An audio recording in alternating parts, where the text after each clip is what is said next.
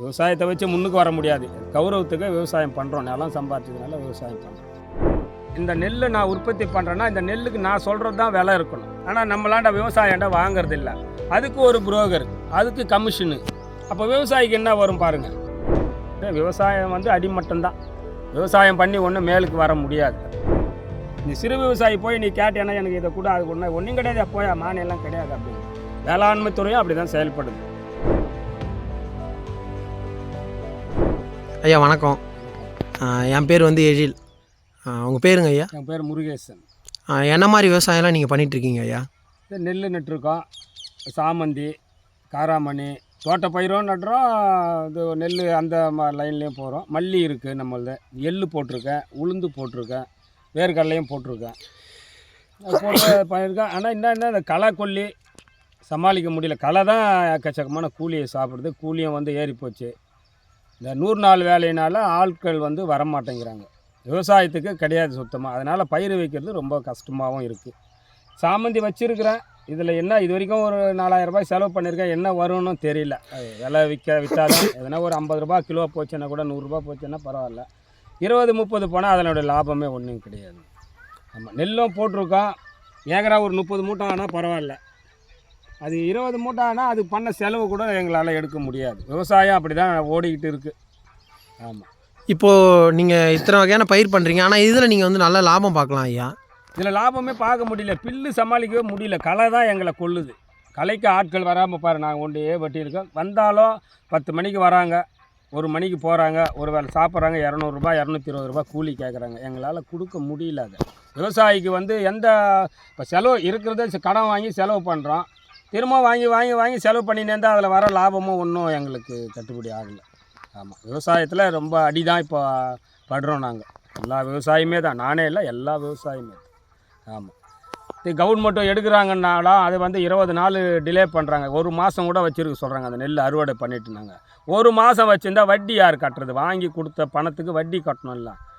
அது 1 மாதத்துக்கு டிலே பண்ணுறாங்க. இங்கே இல்லை அங்கே இல்லைன்னு திரி அடிக்கிறாங்க. இங்கே கூனிப்பாளையம் ஒரு இடம், மொன்னவேடு ஒரு இடம், அந்தந்த ஏரியாவுக்கு ஏற்ற மாதிரி. நம்ம அறுவடை பண்ணும்போது அந்த இது டிபிடி இல்லை. அந்த மாதிரிலாம் நடக்குது. விவசாயம் ஏதோ ஓடின்னு இருக்குது. எங்களால் அப்படியே போகுது. ஆமாம், விவசாயத்தை வச்சு முன்னுக்கு வர முடியாது. எதுவோ இருக்கலாம்.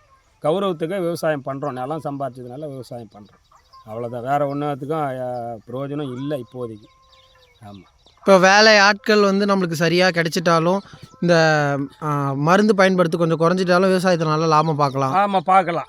ஈல்டு வரணும். அதே சமயம் விலை இருக்கணும். விவசாயம் பண்ணுறோன்னா இந்த நெல் நான் உற்பத்தி பண்ணுறேன்னா இந்த நெல்லுக்கு நான் சொல்கிறது தான் விலை இருக்கணும்.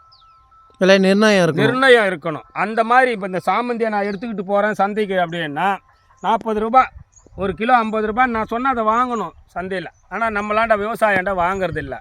அதுக்கு ஒரு புரோக்கர், அதுக்கு கமிஷனு. அப்போ விவசாயிக்கு என்ன வரும் பாருங்கள். நேரடியாக கொள்முதல் பண்ணுறோம், நான் சொல்கிறது தான் விலை என்ன வாங்கினாங்கன்னா ஓகே, விவசாயம் லாபம் தான்.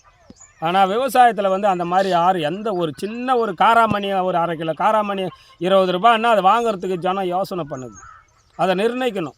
ஆமாம், 20 ரூபாவா சரி கொடுத்துட்டு வாங்கி போகலான்ற எண்ணம் வரணும் ஒவ்வொருத்தருக்கும். விவசாயம் பண்ணி எடுத்துக்கிட்டு வராங்கன்னா அந்த விலையை அவங்க நிர்ணயிக்கணும். ஆமாம், அது இருக்கிற நடைமுறைக்கு வந்தால் தான் விவசாயம் மேலுக்கு வரும். அவங்க சந்தையில் சொல்கிறது தான் விலைன்னா விவசாயம் அடிமட்டம்தான். ஆமாம். அப்போது நம்மளுக்கு விலை நிர்ணயம் இருக்கணும். இடைத்தரகர்களை தவிர்க்கணும். ஒரு நேரடியாக அரசே இந்த கொள்முதல் பண்ணணும்.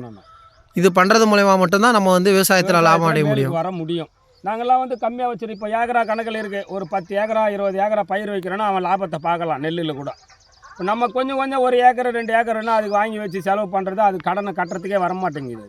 இப்போ அறுவடை பண்ணணுன்னா இதுவே கிட்டத்தட்ட ஒரு 8000 ரூபாய் ஆகிடுங்க. இது அறுவடை பண்ணுறதுக்கே இந்த 1.5 ஏக்கராவை அறுவடைக்கு மட்டும் 8000 ரூபாய். போன கந்தாவை நான் நட்டேன். நான் ஃபுல்லாக 2 ஏக்கர் நட்டேன். 9000 ரூபாய் கொடுத்துருக்கேன் நான். அப்போ என்ன லாபம்? அவனே 9000 எடுத்து முட்டை. இது வரைக்கும் பண்ண செலவெல்லாம் நாங்கள் எப்படி எடுப்போன்னு எங்களுக்கு புரியல அது. ஆமாம், விலையும் 1350 1400 ரூபா தான் ரெட்டின்ஸ் மார்க்கெட்டு. அதை கவர்மெண்ட் எடுத்தால் தான். அதுவும் என்ன பண்ணுறாங்க, அப்பா பேரில் சொத்து இருக்குது. அந்த சொத்தில் நாங்கள் பயிர் வைக்கிறோம். அப்பா இறந்துட்டார், டெத்து வாரிசு வைக்கிறோம். அதை எதுவுமே டிபிடியில் போட முடியல. அவன் அலோட் பண்ண மாட்டேன்றான். உன் பேரில் பட்டா இருந்தால் மட்டும்தான் நான் எடுப்பேன் அந்த நெல்லை. அப்பா பேரில் இருந்தால் நாங்கள் எப்படி அதுக்கு ஒரு விடிவு காலம் வரணும். ஆமாம். அது நம்ம மாற்றிக்க முடியாது ஐயா, அரசாங்கத்திட்ட சொல்லி அப்பா இறந்துட்டாருன்றது. அப்பா இறந்துட்டாரு, அதை மாற்றணுன்னா காசு வேணும். பசங்க இருக்கோம், பிள்ளைங்க மேலே எழுதணும். அது இல்லாமல் தான் நாங்கள் அந்த மாதிரி இருக்கோம். ஆமாம், புரியுது ஐயா. நிலமும் நம்ம பேரில் ப்ராப்பராக இல்லைன்னா அதுக்குமே வந்து அதுக்கும் வந்து எடுக்க மாட்டேன்றான் கவர்மெண்ட்டு. அந்த நெல்லை எடுக்க மாட்டேன். அதுக்கு ஒரு வழி கவர்மெண்ட்டு பண்ணணும். அப்பா பேரில் சொத்து இருக்கும்போது சாகுபடி பண்ணுறாரு, விவோ எழுதி கொடுக்குறாரு. ஆனால் அங்கே போன உடனே இது அப்பா பேரில் தானே இருக்குது, இதை நாங்கள் எடுக்க மாட்டோம் அப்படின்னு எல்லாம் சொல்கிறாங்க. நிறைய பண்ணுறாங்க. அப்படி தான் தோம்பூரில் போன வருஷம் பண்ணிவிட்டு எடுக்கவே இல்லை எங்கள் நெல்லை. கொடுத்துட்டு வந்த மனு அத்தனை ஆதார் கார்டும் கொடுத்துருக்கான். வாரிசு எத்தனை பேரோ அத்தனை பேரை கொடுத்து மனு எழுதி கொடுத்தா கட்சியில் எடுக்கவே இல்லை. ஒரு மாதம் வச்சுருந்து மழையில் நனைஞ்சு ரெட்டின்ஸில் எடுத்துமே போட்டு வந்தேன் நான். அந்த மாதிரி 100 மூட்டை நெல் அந்த மாதிரிலாம் இருக்குது. கவர்மெண்ட்டு விவசாயம் வந்து அடிமட்டம்தான். விவசாயம் பண்ணி ஒன்றும் மேலுக்கு வர முடியாது. அதான் ஏக்கரா வேலி கணக்கில் அந்த மாதிரி 100 ஏக்கர் அப்படி இருந்ததுன்னா அவனுக்கு லாபம். ஆமாம், இந்த சின்ன சின்ன கொஞ்சம் கொஞ்சம் பயிர் வச்சோம்னா அதில் லாபம் இல்லை. அறுவடைக்கே அதை சொல்கிறேன், 8000 ரூபாய் ஆகிடும் இப்போ இதை அறுக்கிறதுக்கு. அவனுக்கே 8000 போச்சுன்னா ஏக்கராக்கு 30,000 செலவாகுது. அப்போ என்ன லாபம் வரும்னு பாருங்கள். அது நான் ஆகிறதே 25 மூட்டை 20 மூட்டை தான் ஆகும் ஏக்கரா. அப்படி இருக்கும்போது விவசாயி வந்து கம்மி இது தான். அது கவர்மெண்ட்டு என்ன பண்ணணும், முக்கியத்துவம் கொடுத்து ஏதாவது பண்ணாங்கன்னா நல்லாயிருக்கும். சிறு விவசாயிகள்லாம் பண்ணுறது இல்லைங்க. ஆமாம், அதையும் சொல்கிறேன். கவர்மெண்ட்டு பண்ணுது, மத்திய அரசு பணம் கொடுக்குது, government central government state government பண்ணுறாங்க. ஆனால் சிறு விவசாயிக்கு அது வந்து அடையிறது இல்லை. அரசாங்கம் கொடுக்குற நிதி வந்து சிறு குறு விவசாயிகளுக்கு வந்து எல்லாம் பெரிய பெரிய ஆளுங்களுக்கு தான் போகுது. ஆமாம், பெரிய பெரிய ஆளுங்க அவன் ஏக்கரா கணக்கில் வச்சுன்னு இருக்கவங்களுக்கு அவங்களுக்கு போய் செட் ஆகுது. அப்படி தான் செயல்படுது. வேளாண்மை துறையும் அப்படி தான் செயல்படுது. நீ சிறு விவசாயி போய் நீ கேட்டேன்னா எனக்கு இதை கூட அது ஒன்றும் கிடையாது, போய் மானியெல்லாம் கிடையாது அப்படின்றோம். அந்த மாதிரிலாம் நடக்குது. அதிகாரிகள் வந்து அதை பண்ணுறாங்க அந்த மாதிரி. ஸோ அதையும் நம்ம வந்து கருத்தில் கொள்ளணும், பார்க்கணும். எல்லாருக்கும் வந்து மானியம் வந்து சேர்ற மாதிரி அந்த கொடுக்குறான். வேளாண்மையில் ஒரு சலுகை கொடுக்குறோன்னா அது மட்டத்துக்கு வரைக்கும் போகணும். ஆமாம், மேல் மட்டத்திலேயே முடியக்கூடாது. சிறு விவசாயம் என்ன பண்ணுவான் சொல்லுங்கள்?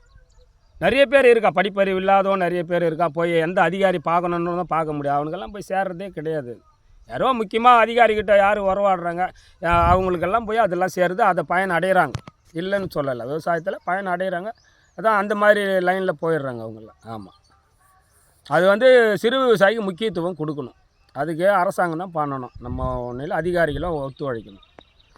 புரியுதுங்க. ஆமாம், கண்டிப்பாக வந்து விவசாயத்தில் விவசாயி விலை நிர்ணயம் பண்ணணும். அது மட்டும் கொண்டு வந்தாங்கன்னா விவசாயம் நல்ல லாபம் தான். 20 மூட்டை 25 மூட்டை வேர்க்கடலை ஆகணும். ஆனால் அது போன வருஷம் 7 மூட்டை 8 மூட்டை தான் வந்தது. எல்லாத்துமே நம்மள்தெல்லாம் எல்லாத்துமே டோட்டலாக. அது எதனால் ஐயா? அதுதான் எதனாலன்னா கிளைமேட்டு, பருவமழை மாறி பெய்யறது, மழை பேஞ்சிக்கிட்டே இருக்கிறது. அந்த மாதிரி காலகட்டத்தில் போன வருஷம் எல்லாருமே நாங்கள் அடிபட்டு ரொம்ப கஷ்டப்பட்டோம். அதுவும் வந்து அந்த வேர்க்கடலையை வந்து எடுக்கலை. இப்போ இந்த வேர்க்கடலை நாங்கள் போட்டிருக்கோன்னா இது 4200 ரூபாய் கொடுத்து வாங்கின்னு வந்திருக்கோம். விதை மட்டும் ஒரு மூட்டை 4200 ரூபாய். இதனுடைய ஈல்டு பார்த்தீங்கன்னா பல நோய்கள், இதில் பல நோய் வந்து செடி செத்துது. இப்போ போட்டிருக்கேன், இது களைக்கே வந்து 5000 ரூபாய் கொடுத்துருக்கேன். இந்த 25 சென்ட்டுக்கே 5000 ரூபாய் இருக்குது. இதுக்கு இன்னும் ஏர் ஓட்டினது வேர்க்கடலை போட்டது இதெல்லாம் பார்த்தீங்கன்னா எடுக்கும்போது அதை கவர்மெண்ட்டாக கொள்முதல் பண்ணணும். நடுத்தரில் இருக்கிற புரோகருங்க வராங்க, 2000 ரூபாய்க்கு கேட்குறா. 2300 ரூபாய்க்கு போன வருஷம் நாங்கள் போட்டோம். 2300 ரூபாய் ஒரு மூட்டைனா 4200 ரூபாய் கொடுத்து விதை வாங்கி 2300 ரூபாய்க்கு போட்டால் எங்களுக்கு எல்லாமே போன வருஷம் நஷ்டம்தான் வந்தது வேர்க்கடையில். அதனால் இந்த வருஷம் வந்து நெல்லில் போயிருக்கும். அதனால் வந்து வேர்க்கடையிலையும் நெல் பண்ணுற மாதிரி வேர்க்கடலை சாகுபடியை கொள்முதல் கவர்மெண்ட்டே வந்து எடுத்துக்கினாங்கன்னா எங்களுக்கு ஒரு லாபம் கிடைக்கும். ஆமாம், அதுக்கு வழி வந்து கவர்மெண்ட்டு பண்ணணும். மத்திய அரசும் மாநில அரசும் அதை பண்ணாங்கன்னா நல்லாயிருக்கும். கவர்மெண்ட்டே கொள்முதல் பண்ணணும் வேர்க்கடலையே. ஆமாம், ரொம்ப கஷ்டப்படுறோம் இந்த வருஷம். அதனால் இது வீட்டுக்காக 2 ஏக்கரா வேர்க்கடலை போடுறவன் இப்போ 25 சென்ட்டு தான் போட்டிருக்கான். இந்த மாதிரி போச்சுன்னா விவசாயம் வந்து அழிஞ்சிடும். ஆமாம், விவசாயம் நாளடைவில் வந்து வேர்க்கடலை போட்டு எண்ணெய் உற்பத்தியிலலாம் வந்து ரொம்ப குறைஞ்சி பின்னோக்கி போயிடும். ஆமாம், அதை வந்து பார்த்துக்கணும். வேர்க்கடலையே தமிழ்நாடு அரசு கொள்முதல் பண்ணுற மாதிரி ஒரு இது சட்டம் போட்டாங்கன்னா நல்லாயிருக்கும், நெல் மாதிரி. ஆமாம், சரிங்க ஐயா. சரி, ஓகே. ரொம்ப சந்தோஷம் உங்களை பார்த்ததில். அதுவும் இல்லாமல் உங்கள் நேரம் ஒதுக்கி என்கிட்ட பேசினது ரொம்ப சந்தோஷம். ஏன்னா நான் இதை வந்து 4 பேருக்கு தெரிவித்து ஒரு யார் மூலயமாவது இது வந்து ஒரு அரசாங்கத்துக்கு வந்து ரீச் ஆகிடுச்சுன்னா ஒரு விஷயம் நல்லதாக நடந்தாலுமே சந்தோஷம்தான். ரொம்ப நன்றி. இங்கே வந்து விவசாயிகளை பார்த்ததில் விவசாயம் சொல்கிற விஷயம் எல்லார் இடத்துலையும் சொல்கிற மாதிரி விவசாயிகளே விலை நிர்ணயம் பண்ணால் மட்டும்தான் விவசாயத்தில் நல்ல முறையில் அவங்களால லாபம் பார்க்க முடியும். விலை நிர்ணயம் இல்லாதனாலையும் இடைத்தரகர்களாலையும் அவங்களால நினச்ச விலையை வைக்க முடியல. அது மட்டும் இல்லாமல் அவங்களுக்கு பெரிய அளவுக்கு அதில் வந்து லாபம் பார்க்க முடியாமல் நஷ்டத்திலே வந்து விவசாயம் இருக்குது. ஸோ இதெல்லாம் வந்து கவர்மெண்ட் கன்சிடர் பண்ணணும். விவசாயிகளே விலையை நிர்ணயம் பண்ணணும். அதுக்கு அரசாங்கம் கொள்முதல் பண்ணணும். பயிர்களை அரசாங்கம் கொள்முதல் பண்ணால் மட்டும்தான் விவசாயிகளால் விலை நிர்ணயம் பண்ண முடியும். இடைத்தரகர்களை கட் பண்ணணுன்னா நேரடியாக அரசாங்கமே வந்து பயிர்களை கொள்முதல் பண்ணணும். அது மட்டும் இல்லாமல் 100 நாட்கள் வேலை செய்கிறவங்களையும் விவசாயத்துக்குள்ளே புகுத்தி விவசாயத்தை நல்ல முறையில் செயல்பட வைக்கணும். அப்போ தான் வேலையாட்களும் விவசாயத்துக்கு வருவாங்க, வேலையாட்களுக்கும் கூலி போகும், விவசாயிகளும் லாபகரமாக விவசாயம் பண்ண முடியும். அது மட்டும் இல்லாமல் பெரிய லெவலான விவசாயிகளுக்கு மட்டும் கிடைக்கிறது இல்லாமல் சிறு குறு விவசாயிகளுக்கு இந்த மானியம் பற்றி உங்களுக்கு பெரிய அளவில் நாலேஜ் இல்லாதவங்களுக்கும் கவர்மெண்ட்டாக கன்சிடர் பண்ணி அவங்களுக்கு இந்த மானியத்தை பற்றிலாம் தெரிவிக்கிறது மூலயமா மட்டும்தான் நல்ல முறையில் விவசாயம் பண்ண முடியும். ஸோ பெரிய லெவலில் விவசாயம் பண்ணுறவங்க 10 ஏக்கர் 15 ஏக்கர் 20 ஏக்கர் 25 ஏக்கர் பண்ணுறவங்கலாம் விவசாயத்தை வந்து நல்லபடியாக பண்ண முடியும். ஏன்னா அதில் ஒரு இதில் நஷ்டமானாலும் ஒரு இதில் லாபம் பார்த்து நல்லபடியாக இருக்க முடியும். ஆனால் சிறு குறு விவசாயிகள் அப்படி இல்லை. ஸோ அதுக்கும் வந்து நம்ம கன்சிடர் பண்ணி அரசாங்கமே வந்து முன்னின்று அவங்களுக்கும் மானியம், அவங்களுடைய பயிர்களுக்கும் நல்ல ஒரு மதிப்பு, அதையும் அவங்க ப்ராப்பராக கொள்முதல் பண்ணி அதுக்கு ஒரு கிடங்கு அமைச்சு அந்த கிடங்குல இருந்து டிஸ்ட்ரிபியூட் பண்ணணும். ஸோ இந்த மாதிரி பண்ணுறது மூலயமா மட்டும்தான் விவசாயிகள் நல்ல முறையில் விவசாயம் பண்ண முடியும். ஸோ இதெல்லாமே வந்து அரசாங்கம் முன்னிருந்து செய்யணும். மானியமாக இருக்கட்டும், கொள்முதலாக இருக்கட்டும், 100 நாள் ஆட்களை வந்து விவசாயத்துக்குள்ளே புகுத்துதாக இருக்கட்டும், விலை நிர்ணயமாக இருக்கட்டும், மருந்து பயன்பாட்டை குறைக்க என்ன ஸ்டெப் எடுக்கலாம், இல்லை இந்த விலங்கு பறவைகள் இதெல்லாம் வந்து விவசாயத்தை வந்து நாசம் பண்ணுது. ஸோ அதுக்கெல்லாம் வந்து என்ன மாதிரி நம்ம ஒரு பாதுகாப்பு பண்ண முடியுன்றது அரசாங்கம் முன்னு அரசாங்கத்தால் நினச்சா மட்டும்தான் நல்ல முறையில் விவசாயம் பண்ண முடியும். விவசாயிகளும் நல்ல முறையில் இருப்பாங்க, விவசாயிகளும் நல்ல முறையில் விவசாயத்தை தொடர்ந்து செய்ய முடியும். இல்லைனா விவசாயம் வந்து அழிவு நோக்கியே போகும்னு எல்லா விவசாயிகளும் சொல்கிற ஒரே விஷயம் இது மட்டும்தான். இதை வந்து நம்ம வந்து கன்சிடர் பண்ணணும். இது வரைக்கும் பார்த்த விவசாயிகள்லாம் சொன்னது தான். ரொம்ப நன்றி. அடுத்த ஒரு வீடியோவில் பார்ப்போம்.